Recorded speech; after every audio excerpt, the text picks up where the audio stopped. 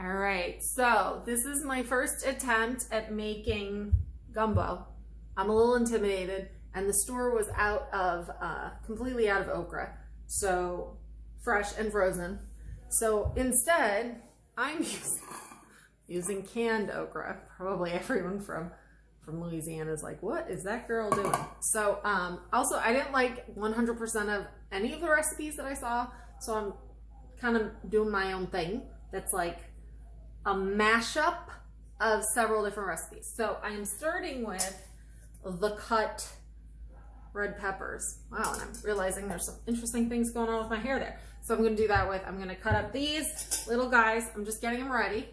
And then I have a bunch of canned stuff. Who knew you could use canned stuff in apparently everyone. Navy beans. I got my cut okra. I got 3 of these bad boys. I got some tomatoes. I got the fire roasted variety and also the diced variety. And I got some seasoning, obviously, but I got these black-eyed peas. Fun. And then I'm gonna do what a lot of people would probably consider an abomination. And I'm gonna put in some canned chicken breast. See how that works. We'll see. So I'm gonna start with, after this, making a gluten-free roux. We'll see how that works.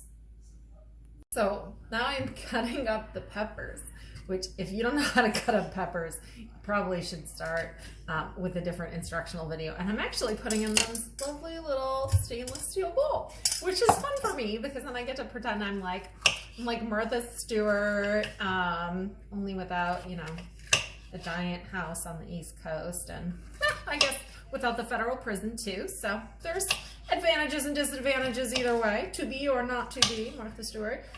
In this case though, I was gonna get green peppers, but the green peppers don't look so good at the store, and I was like, whatever, making it up as I go along here. So next up is the yellow pepper. All right, so now I'm making the roux, which apparently you can make with oil or with something that's not oil. And when given the opportunity to use butter, I always say, use butter, why not? It's probably why I gained a few pounds during COVID, but what the hell, we're kind of there. Mardi Gras today. After Mardi Gras, I will deal with reality again. So this is, where it is, can you see it? There it is, my butter. Now you're supposed to be using a flat-handled wooden spoon, not flat-handled, sorry, flat, what is the thing, flat-bottomed spoon of some sort, but I didn't have one, so I'm just using a regular one, because why would it matter that much? Also, I'm looking for a key ingredient here. Oh, here we go. So I'm using gluten-free baking flour that claims to be a 1-to-1 ratio. So if you don't like mixing things up like xanthan gum and trying to come up with your own sort of how's its baking mix. So I'm just doing this. God, I hope I'm doing this right. If not, this will be a video about how to make gumbo really poorly. So that could happen too. So I'm gonna turn this down a little bit. It's supposed to be a medium. Kind of boiling the butter here. That can't be right. Maybe I'll pick up this video in a minute. All right, so I literally have no idea if I'm doing this right, but check this out. It's like the butter, and then I'm adding some fake flour to it, thing by thing. And if you've noticed, I'm using this fantastic Dutch oven. This is Dutch oven. You're supposed to use something like that, allegedly. Wow, hair. But you can buy these. They're expensive, but I got mine for like $5 at the thrift store. Because why pay $50 for something you could pay $5 for? Which, don't knock it. Don't knock it. I should put up a separate video. Financial planning strategies, one of which is just not spending money, which is why my husband and I have zero debt. Zero debt, zero debt, zero debt. But you also have to, shop at the thrift store occasionally. So them's the choices. All right, so it's doing this thing now. which looks shockingly like caramelization, only there's no sugar in there. God, I hope this is right. If not, well, it'll be an instructional video on how not to do it. Okay, so I think I achieved the best that one can achieve with gluten-free roux. I don't know, maybe I screwed it up. This is what my roux looks like. So basically you're supposed to just keep stirring this sucker, stirring it. And then I put some butter in this other pot before I throw all the ingredients in. And I'm putting a little garlic up in there. And then I'm gonna put my peppers in there, get that going, and then just throw everything in the pot and see what happens. Yes, Rachel Ray, I am not. The house smells good at this point, so I got my peppers in there with butter and a lot of garlic, and I'm just sauteing that up. This sucker weirdly actually does smell like roux is supposed to smell. Doesn't quite look like the pictures of the roux that I see on the interwebs, but yeah, I'm gonna work it anyways. So next what I'm gonna do is I'm gonna put some of this there. Well, maybe I put it away. So I'm gonna put some vegetable stock in, vegetable broth actually. The reason I selected vegetable broth for this as opposed to a chicken broth, which would be my preference, is because the store was also out of chicken broth. So vegetable broth it is! And then I have the assortment previously noted, canned things. So there you go. That's happening next. So now that we've sauteed a little bit, gosh, wouldn't it be classic if the phone fell into the gumbo? Now that I got that rolling, I am going to, it's not a joke, I'm doing this. I'm gonna drain canned chicken breast and put it in there, because if you put enough butter and garlic on almost anything, it turns delicious. And salt. All right, so I'm a little unclear as to exactly the order of operation, so I'm just going to kind of do it simultaneously. Putting my vegetable stock, broth in there. It's organic, but again, that was just what the store had left over. Then I'm going to put my roux in. We're going to put the thing that looks like lumpy chocolate into the thing that looks like the leftovers from an institutional lunch that they would give children. Oh no. Okay. Don't be offended. If you work in a lunchroom, I'm sure it's much, much better than what I'm making right now. It was a joke. Oh, is this on? Oh, I actually did turn it on. Perfect. Okay, so I drained the chicken, the canned chicken. I'll put it in there. And now I'm going to be using the off-brand seasoned salt. Yes. Oh, wait a minute. I don't want to do that. You don't want to unsnap it.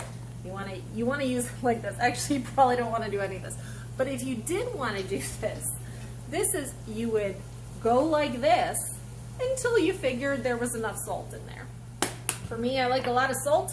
If you have blood pressure issues, you should not be using that much salt. There is fake salt. However, fake salt is very controversial.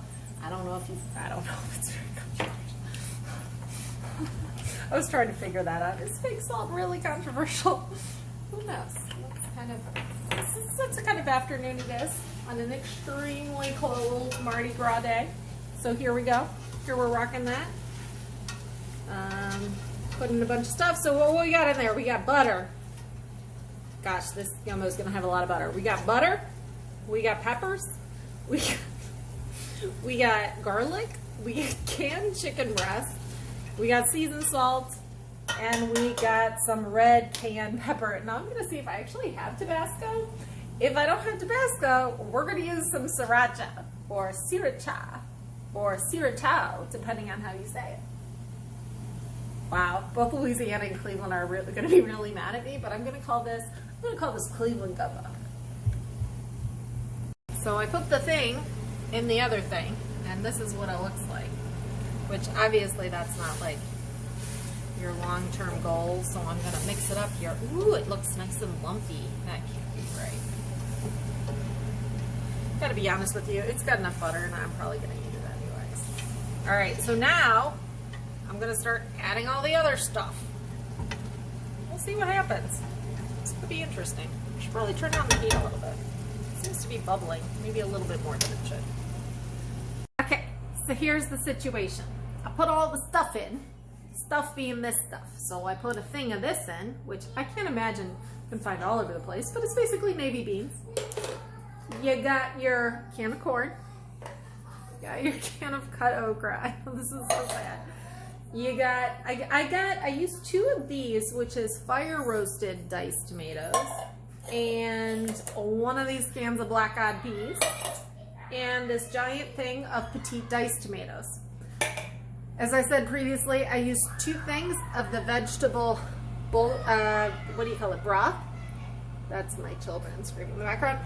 I was not a huge fan of the vegetable broth though. So what I did when I put it all together, it looks like this. It actually has that nice like sort of roasty taste to it. But what I did was I then put chicken bouillon in addition to the vegetable stock. I put some more seasoned salt in. I got some of this Frank's Red Hot. I put that in. And I put a little bit more garlic in because it didn't feel like it was garlicky enough. And some Himalayan salt. Yes, all the way from Himalaya. I bought like 25 pounds of it because I was using it to make body scrub. So Himalayan salt for everybody. So this is what it ended up looking like. So my plan is I'm gonna cook some rice, and probably it's gonna be jasmine or basmati rice because that's what's in my pantry.